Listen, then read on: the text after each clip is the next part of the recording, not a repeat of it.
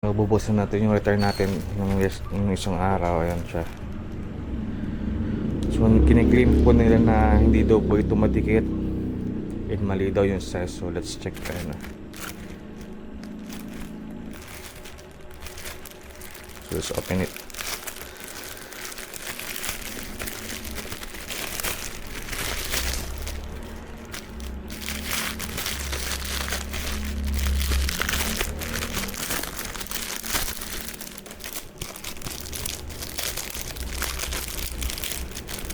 So ito yung freebies eh.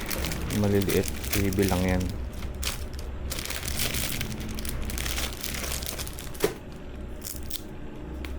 Ito yung sticker.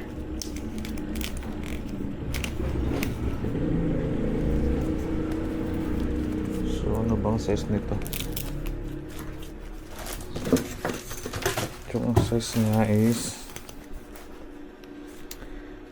6 inches by 4. Tapos sabi nila hindi daw madikit, umaangat daw agad. So let's check.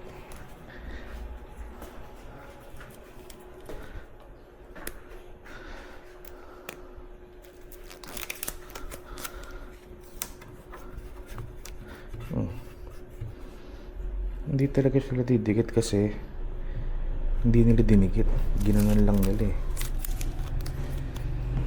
Ito yung ginawa nila. Kaya dun sa evidence nila mukhang hindi talaga madikit.